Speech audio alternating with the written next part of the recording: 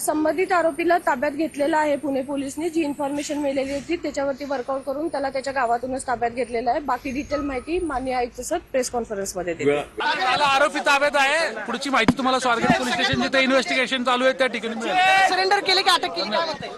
चला, ताब्यात आहे आरोपी। धन्यवाद।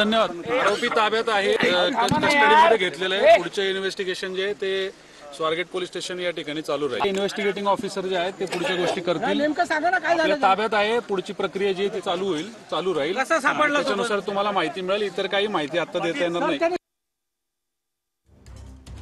प्रकरणामधल्या आरोपी दत्तात्रय गाडेला अखेर 70 तासानंतर त्याच्या गुन्हाट गावामधून अटक करण्यात आलेली आहे। सापळा रचून त्याला अटक करण्यात आली। मात्र गावकऱ्यांची मदत या ठिकाणी मोठी होती। गावकऱ्यांनी दत्तात्रय गाडेला पकडून देण्यात मदत केलेली आहे। त्याच्यामुळे एका कॅनलमध्ये दत्तात्रय गाडी लपून बसलेला होता। पोलिसांना माहिती मिळाल्यानंतर त्यांनी सापळा रचला आणि त्याला रात्री 1:20 वाजून